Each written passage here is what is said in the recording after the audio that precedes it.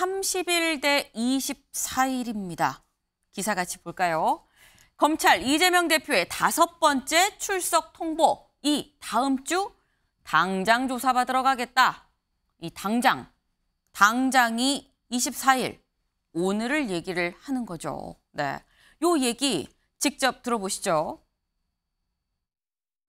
언론 보도에 따르면 검찰이 쌍방울 그룹의 대북 송금 의혹과 관련해 이재명 대표를 다음 주 중에 수원지검에 출석해 조사받을 것을 통보했다고 합니다. 이에 대해 이재명 대표는 쌍방울 사건 관련 조사에 당당히 응하겠다. 검찰은 다음 주에 조사를 희망하고 있지만 당무 등으로 전혀 시간을 낼 수 없다. 내일 오전에 바로 조사받으러 가겠다는 입장을 밝혔습니다. 네, 다음 주엔 당무 일정으로 전혀 시간을 낼 수가 없다. 그러니 당장 내일 가겠다라고 얘기를 했습니다. 네, 여길 볼까요? 쌍방울 대북 송금 피해자 신분으로 조사를 받을 예정인데 검찰은 이렇게 얘기했으면 예정대로 30일에 조사를 하겠다. 검찰 입장 같이 볼까요? 네, 수원지검은 뭐라고 얘기를 했느냐. 대북 송금 뇌물 사건 관련해서 필요한 수사랑 재판을 같이 지금 진행을 하고 있다. 이재명 대표 측에 출석을 요구한 일정, 다시 말해서 30일 그때 조사를 진행을 하겠다. 오늘 24일 조사 안 된다라고 얘기를 한 겁니다. 일단 30일에 와라, 24일에 가겠다, 24일 안 된다라는 게 지금 현재까지의 얘기인 건데 조현삼 변호사님. 일단 지난번 4차, 요 직전 4차 소환 때는 뭐 소환 일자 이런 거 신경전 없이 그냥 갔거든요. 근데 유독 다시 5차 땐 신경전이 부활을 했다고 얘기를 해야 될까요? 다시 일정을 좀 이렇게 조정을 하는 이유가 뭐라고 보십니까? 일단 우선 당 대표실에서는 네. 그 당무 일정 때문에 다음 주 출석 조사가 힘들다라는 말씀을 하셨죠. 네. 물론 그런 이유도 당연히 있을 것이고요. 추가적으로 생각을 좀 해볼 수 있다면 9월 달에는 저희가 정기 회기가 시작되지 않습니까? 네. 정기 회기 전에 모든 조사를 마치고 그 검찰 측에서 관련된 사안을 조사한 다음에 네. 조사를 마무리하고 구속영장 청구 여부를 결정할 수 있는 어떻게 보면 그 검찰에 배려한다고도 할 수 있을 것 같아요. 그런 시간을 부여하기 위해서 조금이라도 빨리 출석 조사를 받겠다는 의지를 보인 게 아닌가 싶습니다. 근데 그렇다고 한다면 최 변호사님. 그러니까 일단 검찰이 8월 중에 9월 회기가 시작되기 전에 8월 중에 영장을 칠 수 있도록 빨리 소환 조사를 받겠다라는 것도 의도가 있다는 건데 근데 조사는 미리 받아도 만약에 검찰이 오늘 24일 조사 됩니다 해도 조사 받고서 영장은 9월에 칠 수도 있는 거 아닙니까? 그렇습니다. 거꾸로 저는 파악을 하고 있는데요. 네. 무슨 말씀이냐면은 빨리 나가가지고 조사를 하도록 했는데 결국 그때까지 조사받지 않고 늦게 미뤄서 9월 정기국회에 어떻게 보면 영장실질심사를 받도록 하는 그런 걸 통해서 민주당의 내분을 유도하려고 하는 것이 아니냐라고 거꾸로 민주당 같은 경우에는 그 검찰을 비난하기 위한 전략이다. 이렇게 지금 파악을 하고 있는 것 아니겠습니까? 민주당의 그런 생각은 검찰을 비난하기 위한 전략이다. 그렇죠. 지금 말씀하신 것처럼 내가 빨리 불러가지고 비회기 동안 그 구속영장을 치면 될 텐데 네. 그때까지 하지 않고 결국은 비회기가 아닌 회기 특히 이제 정기국회로 넘어가서 이게 구속영장이 만약에 청구가 될 경우에는 네. 어쨌든 간에 본회의에 회부가 돼서 찬성을 하건 반대를 하건 되는데 결국 찬성을 하게 되면은 그렇게 되면 이제 뭐 이재명 대표는 법원의 영장을 받아야 되고 만약에 그걸 반대를 하게 되면은 결국 그에 따르는 어떤 정치적 부담을 민주당에 지우게 하기 위한 검찰의 얄팍한 수작이다. 이런 식으로 지금 거꾸로 민주당이 검찰을 비난하기 위한 어떤 취지로 읽히는데요. 저는 이 얘기를 보면서 참 그런 생각이 들었습니다. 송영길 변호사님을 변호인으로 영입을 했나? 이런 생각을 했습니다. 송영길 전 민주당 대표 같은 경우에 셀프 조사받겠다라고 먼저 나갔지 않습니까? 똑같은 모습 아니겠습니까? 그때 국민들이 뭐라고 했습니까? 조사받는 것도 저렇게 갑질하냐? 그런 얘기 했었지 않습니까? 이제는 어떻게 또 그 법원에는 재판에 꼬박꼬박 그렇게 가시면서 검찰 수사는 시간이 없어서 못 가시겠다라는 얘기를 보면서 국민의 한 사람으로서 법조인의 한 사람으로서 이제는 뭐 참담함을 너무 안타까운 그런 심정을 밝게 볼 수밖에 없는 상황인 것 같습니다. 네, 권지웅 위원님. 근데 이제 저는 이제 피의자가 검찰 조사와 관련된 것을 조정할 수 있다고 생각합니다. 근데 이제 공개적으로 이렇게 말한 것 자체가 일정 조정은 할 수 있는 거 아니냐? 네, 좀 부적절해 보이는데, 근데 저는 좀 의아한 점은 민주당의 당 대변인이 이렇게 말해요. 언론 보도에 따르면 30일 날 조사 받으러 오라고 통보받았다 이렇게. 네. 그러니까 검찰은 피의자에게 직접 이렇게 언제 왔으면 좋겠다라고 말해야 됐었는데 그것이 아니라 이재명 대표 측도 사실은 언론을 통해서 그걸 알았다는 거예요.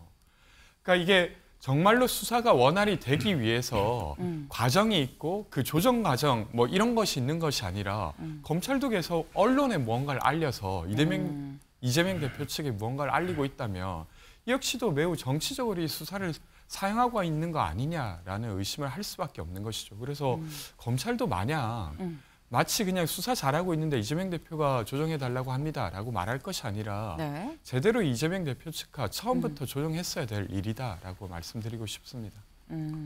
이동석 의원님. 네, 제가 볼 때는 뭐 검찰이 지금 말씀하신 것처럼 사전에 조율을 했느냐, 그게 지금 문제인 것 같은데요. 당연히 검찰은 조율을 했겠죠. 안 그랬으면 그거는 검찰이 비판받아야 마땅하다고 생각을 하고요. 지금 이재명 대표가 뭐 과거 소환 당시에는 계속해서 본인의 혐의에 대해서는 아무런 말을 하지 않았어요. 그러니까 출석할 당시의 모습을 보면 과거 이제 4차례인가 출석을 했잖아요. 뭐 계속해서 정치 검찰이다 이런 것만 주장을 했고요. 뭐 최근에 검찰 출석에서는 단상까지 올라가가지고 마치 뭐 본인의 지지자들을 향해서 대권 출마식을 뭐 이런 모습을 이렇게 보였거든요. 저는 그런 모습 절대 보여서는 안 된다고 보고 이재명 대표가 지금 이렇게 오늘이라도 당장 나가겠다 한 것에 대해서는 뭐 이재명 대표가 나는 검찰에 끌려다니지 않겠다. 나는 마지막 자존심을 지키겠다. 이런 걸로 보여요. 결국 이 민주당에서는 지금 검찰 출석을 놓고 언제는 뭐 수사를 하느냐. 언제는 계속해서 수사를 늦게 하느냐. 이런 식으로 하고 있는데요. 네. 검찰은 계속해서 수사를 하고 있고 결국 검찰이 어떤 판단을 내리느냐에 따라서 국민의 눈높이에서 민주당의 지지자분들이 그 결과를 결국 민주당을 향한 지지를 보낼 것으로 보입니다. 네. 다음 기사를 좀 이어서 보면서 좀 얘기를 해보겠습니다. 네. 지금 현재 상황을 잘 요약돼 있는 부분입니다. 검찰은 30일 조사, 이재명 대표는 24일 출석하겠다라고 지금 팽팽하게 맞서고 있는 상황인데 조 변호사님. 근데 그러면 혹시 아까 잠깐 송영길 전 대표 얘기도 나왔는데 이재명 대표가 송영길 전 대표처럼 검찰이 오지 말라고 해도 일단 나는 가서 앞에서 내 입장이라도 밝히겠다라고 할 가능성은 있습니까, 오늘? 저는 그렇지는 않다는 생각이 들고요. 네. 이재명 대표 입장에서는 그 조사 시점에 대해서 본인의 의견을 전달한 것일 뿐이고 네. 물론 검찰 측과 조율은 해야 된다고 생각은 듭니다. 네. 근데 이건 대전제가 단순한 피의자가 아니지 않습니까? 전직 대통령 선거 대선 후보였고요. 네. 지금 야당 대표입니다. 그러면서 여러 가지 상황을 감안한다면 당연히 일정 조율은 충분히 고려할 수 있다고 생각이 들고요. 그다음에 전 이거보다 더 중요한 게 네. 소환 조사 통지가 시점이 좀 문제라고 생각이 듭니다. 어떻게 보면 지금 윤석열 정부에서 검찰은 네. 때만 되면 자기들한테 불리한 시점만 되면 그 이재명 대표에 대한 소환 조사 통지를 하고 검찰이 언론에다가 자신들이 기사를 불리할 흘리고 때 꺼내는 있거든요. 카드가 소환 네. 카드다. 당장 오늘 무슨 일이 있습니까? 일본에서 오염수 방류가 이루어지지 않습니까? 거기에 대한 국민적인 공분이 일어나고 있는 시점에 어떻게 딱 동일한 시점에 이재명 대표에 대한 소환 조사 기사가 나올 수 있는지 참 의문스럽다고 할 수 있죠. 근데 그러면 만약에 이재명 대표가 오늘 출석을 하면 오히려 오염수 이슈가 더 묻히는 것 아닙니까? 그런데 그 시점도 중요한데 네. 그 당대표 입장에서는 빨리 조사를 받고 털고 나가는 게 나을 수도 있다는 생각이 들겠죠. 지금 상황에서는 오염수 방류가 한 번에 끝나는 게 아니지 않습니까? 30년 동안 계속 방류를 하겠다는 거예요.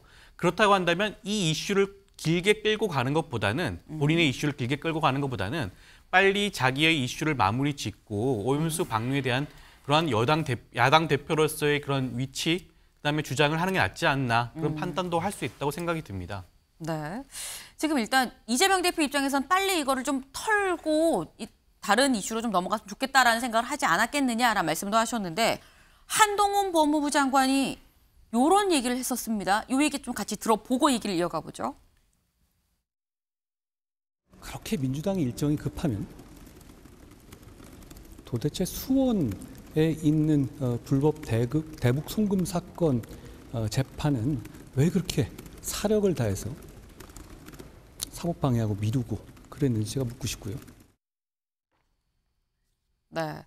지금 한동훈 법무부 장관, 민주당 자꾸 8월에 영장을 치라고 하는데 그렇게 일정이 급하다고 하면 왜 대북 송금 사건은 지연시키는 것이냐라고 지금 얘기를 했습니다. 사실 요 얘기는 지금 검찰에서 뭐 소환 통보를 하기 전에 나온 얘기입니다. 이 시기적으로 앞선 얘기인데 뭔가 이제 한동훈 법무부 장관의 입장은 어쨌거나 민주당이 뭐 급하다 빨리 해라라고 하는 거에 대해서 거기 진정성이 있다고 보지 않는다라는 취지의 얘기인 것만은 좀 분명해 보여요. 최진영 변호사님. 그렇습니다. 잘 생각해 보면은 왜 검찰이 30일 날 이재명 대표를 소환했는지 네. 그건 정말 이재명 대표를 위해서 30일로 했는 겁니다. 왜냐하면은 네. 바로 그 전날인 8월 29일에 이재명 대표의 형사 재판이 있습니다. 한마디로 형사 재판이 있기 때문에 그 재판에 정말 그 본인의 어떤 방어권을 보장하기 위해서 그때까지 소환을 하지 않는 것이지 지금 조 변호사님 말씀처럼 다른 어떤 그 국제적 이슈를 덮기 위한 것은 전혀 아닌 것이죠. 법무부가 외무부입니까? 아무 상관이 없는 것을 갖다 붙일 수는 없는 겁니다. 말씀드린 것처럼 그리고 밑에 아까 보면은 그 박성준 민주당 대변인이 뭐라고 합니까? 검찰은 다음 주 조사를 희망하고 있다? 네. 검찰이 통보한 거지 희망한 겁니까? 그렇기 때문에 한마디 한마디에 검찰에 대한 어떤 그 무시하려고 하고 의도적으로 그것을 폄하하려고 한 것이 있는데 결국 검찰은 법대로 가는 겁니다. 그런데 그거에 대해서 오히려 이재명 대표 측은 정치적으로 대응하고 있는데 오히려 그 맥락은 이재명 대표의 형사적 방어권을 보장하기 위해서 30일 날 초안하는 것이지 그것이 정치적 맥락은 전혀 없다는 것이죠. 네. 권지웅 위원님. 지금 보면은 오히려 검찰이 이렇게 한 거는 이재명 대표를 방어권을 29일에 있을 재판에 방어권을 보장해주기 위함이다라고 지금 말씀을 하셨어요. 네. 글쎄요, 그럴까요? 그러니까 지금 이 재판만 있는 게 아니라 벌써 2년 반 전부터 대장동부터 재판이 계속 이어져 오고 있습니다. 네. 근데 대장동 재판 때 처음에 대선 경선 자금 불법 수수라고 이재명 대표가 그런 혐의가 있다고 검찰이 자신만만하게 언론에 말했어요. 네. 근데 지금은 어떻습니까? 그걸로 기소도 못한 상황입니다. 그랬던 검찰이 정말로 이재명 대표를 위해서 그렇게 배려해줬다라고 믿기 어렵고요. 지금도 여전히 검찰이 제대로 사실과 증거에 근거해서 뭔가 재판을 이끈다라는 느낌보다도 계속 정치적으로 이 수사를 활용하고 있다고 느낄 수밖에 없는 것 같아요. 그러니까 아까 소환 통보도 네. 언론을 통해서 당 대변인이 처음 알았다는 것 아닙니까? 정말 이상한 일입니다. 그러니까 이렇게 하시지 마시고 정말 수사에 좀 집중해 주셨으면 좋겠습니다. 네. 지금 소환을 언제 할 것이냐라는 여부를 두고 지금 약간 팽팽하게 좀 신경전이 벌어지고 있다라고 볼 수가 있는데 결국 이게 궁극적으로 소환이 문제가 아니라 소환으로 그래서 언제 구속영장을 칠 것이냐 이 문제를 두고 사실은 양쪽이 지금 팽팽하게 신경전을 벌이고 있는 그런 상황입니다. 근데 이 신경전 가운데 꽃놀이패란 얘기가 나왔습니다. 들어보고 오시죠.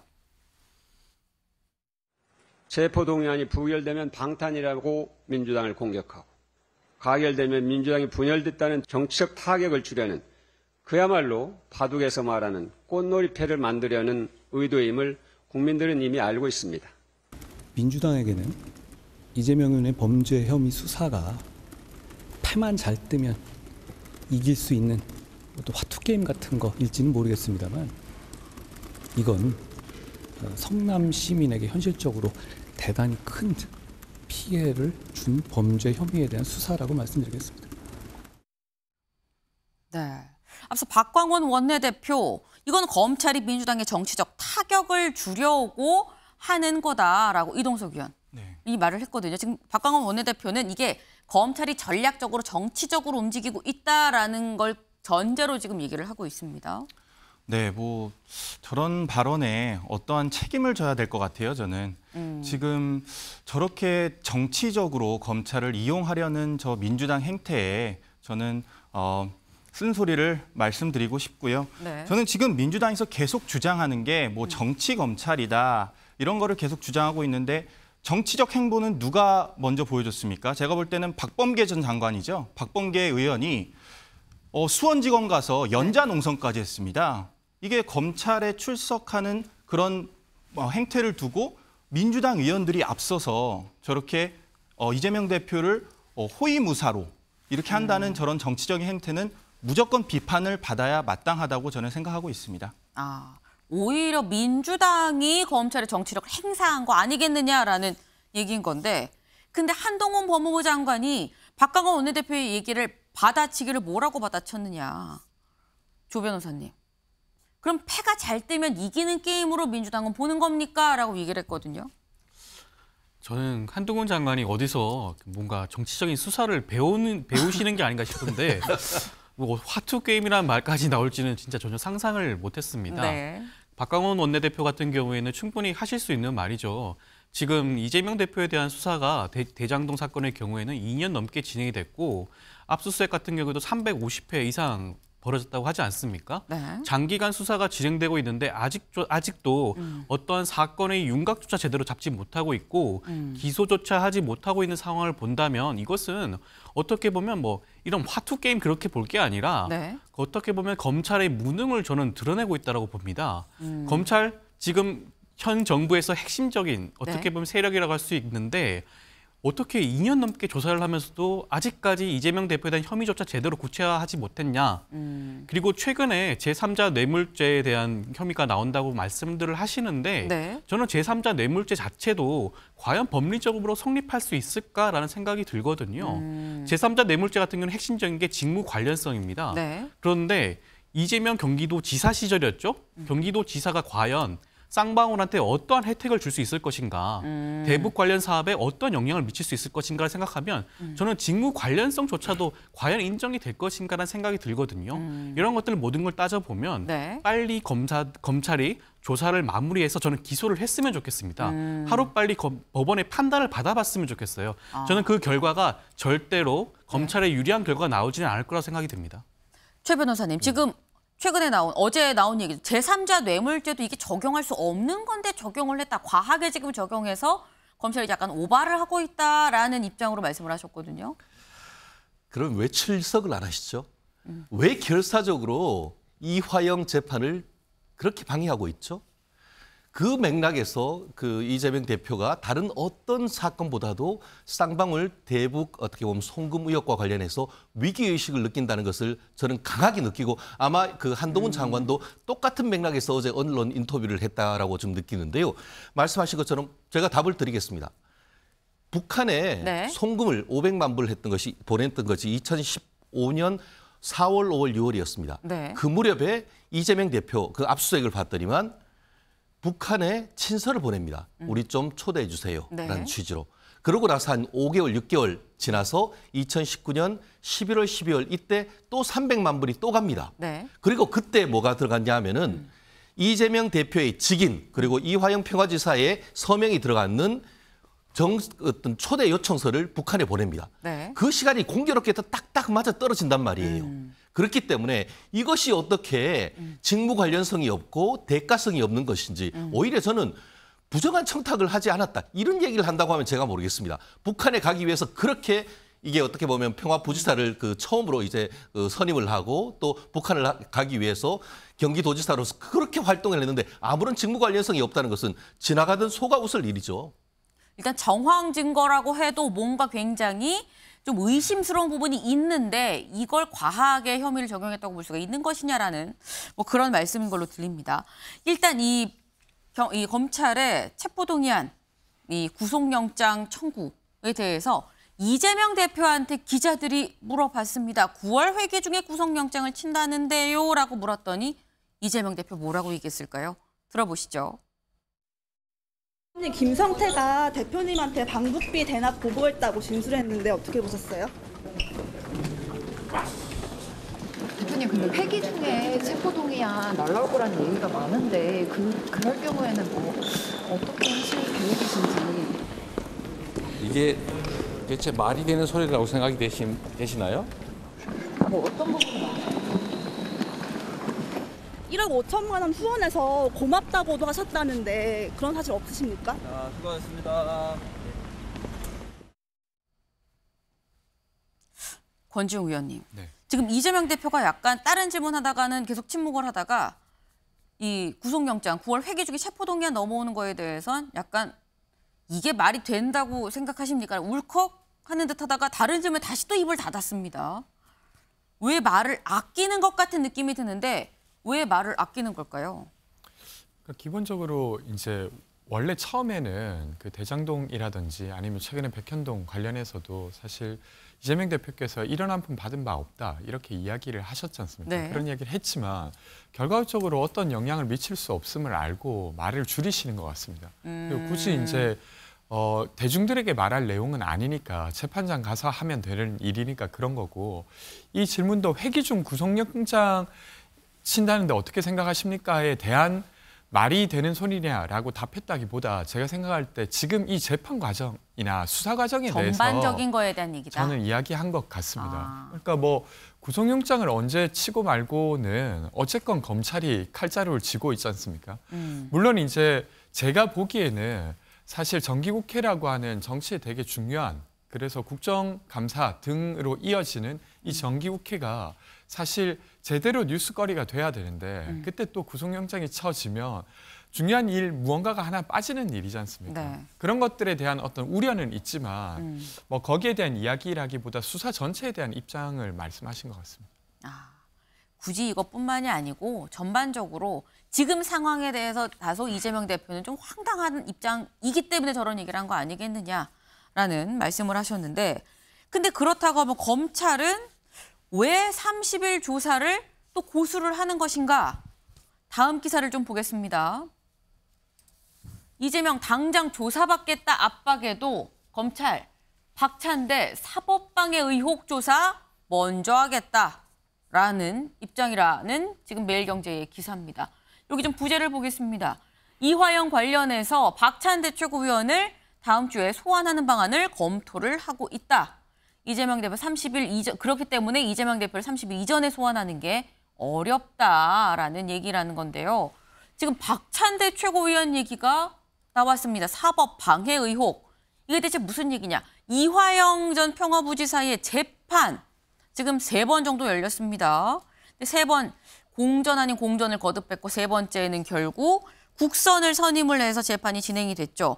변호사 선임을 두고 이화영 전 부대표 이화영 전 부지사 그리고 아내 쪽의 입장이 서로 달라서 변호인이 나오니 마니 결국 사임을 하고 다시 누가 나오니 하다가 공전이 되고 마지막 3번째 가장 최근에 있었던 재판은 국선을 선임해서 재판이 진행이 됐습니다. 여기에 검찰은 뭐라고 하느냐. 이거는 조직적으로 재판을 지연하려는 거 아니냐, 사법을 방해하려는 거 아니냐라는 의구심을 갖고 있다고 공판에서 직접 얘기를 했는데 관련해서 아예 박찬대 최고위원을 불러서 조사를 하겠다라는 입장이라는 거죠. 이 얘기 사법방해 의혹 관련해서 박찬대 최고위원이 사실 한 얘기가 있습니다. 그 얘기를 좀 같이 들어보고 오시죠. 이화영 전 부지사의 직위와 만난 것은 사실인데요. 그분은 우리 당내 인사고 또 지역위원장을 하고 계세요. 다른 일로 만나서 이야기를 나누는 중에 그분한테 누가 전화를 하셨어요. 아, 지인한테? 네네. 그분이 전화를 받은 거죠. 저랑 대화하다 말고 전화가 오니까 받으셨던 것 같은데 갑자기 저를 바꿔주시더라고요. 상대방이 누군지 모르고 받았는데 이화영 전 부지사의 부인이셨어요. 뭐 별 대화는 아니었는데 일단은 안부 전화했고 저번에 폭로한 대로 검찰의 심각한 인권 침해 사실 등에 대해서 언급을 했었어요. 우연히 바꿔진 전화 통화를 통해 가지고 해요와 압박이 있을 수는 없는 거고요.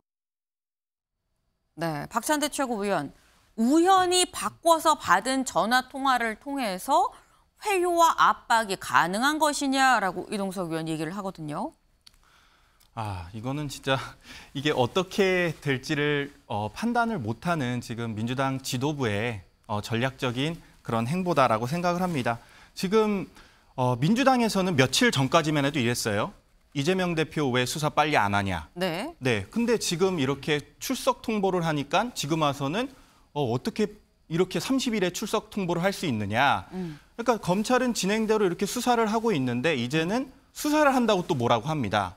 저는 이거는 말이 안 된다고 생각하고 두 번째로 지금 만약에 이재명 대표를 향해서 소환을 안 하고 네. 영장을 쳤으면 민주당의 행보는 어떨까요? 당연히 쓴소리가 계속해서 나올 겁니다. 지금 이재명 대표에 대한 합당한 수사가 진행되고 있는 만큼 그 검찰 결과는 계속해서 지켜보면 될 것 같습니다. 검찰이 순서대로 하는 건데 오히려 소환을 안 하고 영장을 치면 어떻게 할 것이냐라는 얘기까지 나왔어요. 권지웅 위원님. 그러니까 이게 이제 이재명 대표와 관련된 수사만 가지고 이렇게 이야기하면 당연히 의심이 있으면 수사를 해야 되는 것 아니냐라는 의견 쪽으로 기울 수밖에 없죠. 근데 검찰이 그러면 세상에 일어나는 다른 사실에 대해서도 같은 잣대여야 되지 않습니까? 그러니까 예를 들면 검찰 특활비와 관련해서 의심을 가진 자가 많습니다. 꽤나 합리적 의심 같은데 여기에 관련돼서는 아무런 입장을 내고 있지 않고 최수근 상병이 돌아가셨지 않습니까? 근데 그 수사 과정이 수사가 진행되는 과정이 사실 매우 의심스럽습니다. 그럼 여기에 대해서도 지금 한동훈 장관이 말하는 대로 의심이 되면 수사를 하고 거기에 따라 재판이 진행되게 해야 될 텐데 네. 그와 관련된 그러니까 여당에게 불리한 것 같은 것에는 전혀 그런 일이 없어요. 그러니까 지금 이재명 대표에 대한 수사도 사실 정치적인 것 아니냐는 의심을 할 수밖에 없는 것 같습니다. 네. 그러니까 지금 나오는 이런 게 왜 잣대가 누구한테는 다른 것이냐라는 지금 그런 얘기를 하셨어요, 최 변호사님. 그렇습니다. 잣대는 항상 같아요. 예, 그렇기 때문에 그렇게 느낄 뿐이에요. 모든 사람이 조사를 받으면 그렇게 느낄 뿐인 거예요. 왜 나만 갖고 그래? 근데 죄송합니다. 근데 지금 왜 그렇다고 하면은 박찬대 최고를 부르려고 하느냐? 네. 이것은 사법방해라고 하지만 법률용어로 하면은 증거인멸 교사 혐의가 되는 겁니다. 그것은 뭐냐면은 이재명 대표의 구속 사유와 직결되는 부분이란 말이에요. 네. 왜냐하면은 이화영 평화부지사의 재판에서 선서하고 발언을 하게 되면은 그와 같은 것이 조서에 기재되면은 그거는 절대적 증거 능력이 있게 됩니다. 그러면은 그 부분이 내용이 뭐죠? 쌍방울이 300만 불 내지 합계 800만 불을 대북 송금함에 있어서 사전에 보고하고 사후에도 이재명 대표에게 보고를 받았다라는 것은 제3자 뇌물죄의 마지막 퍼즐을 끼우는 결정적인 증거란 말이에요. 그거를 법정에서 증언하고 하는 것을 그렇게 결사적으로 막으려고 했다는 것은 결국 그 배후에서 과연 이재명 대표의 어떤 얘기가 없었겠느냐 이 부분과 맞닿아 있는 것이죠. 왜냐하면은 박찬대 최고 같은 경우에는 이재명 대표의 아주 최측근 중에 최측근 아니겠습니까? 네. 그렇기 때문에 이재명 대표에 대한 구속영장 청구하기 전에 증거인멸의 우려가 있다는 것을 확인하기 위한 절차로서 박찬대 최고에 대한 소환 조사는 불가피한 것이 우리 형사 절차로 보면 너무나 당연한 것이죠. 근데 그렇다면 요걸 한번 여쭤보겠습니다. 증거인멸 교사 혐의다 명확하게 얘기를 하면 증거인멸 교사일 경우 이게 소환해서 얘기한다고 알 수 있는 것이냐 오히려 압수수색을 해서 뭘 해서 증거를 확실하게 잡아야지 알 수 있는 거 아니냐라는 생각도 들거든요. 이미 압수수색했을 가능성이 크죠. 박찬대 의원이나 그러니까 그 압수수색이 현장에 가서 하는 것도 있지만 좀 전에 뭐라고 했습니까? 전화로 했다고 했지 않습니까? 네네. 그러면 전화를 누가 먼저 발신했는지 이런 부분에 대한 통신 내역에 대한 압수수색은 이미 다 끝났을 것이다라고 보이고요. 그렇기 때문에 그에 대한 것을 확인하기 위한 차원에서 박찬대 최고를 부른다. 저는 그렇게 생각을 합니다. 네, 지금 저희가 얘기한 내용들 결국 이재명 대표의 어떤 사법 리스크 자꾸 지금 연이어서 한 일주일이 멀다 하고 소환하고요. 지금 두 번째 구속영장 청구도 얘기가 나오고 있습니다. 지금 사법 리스크가 어느 절정 시점에 좀 오른 거 아니냐라는 생각이 드는데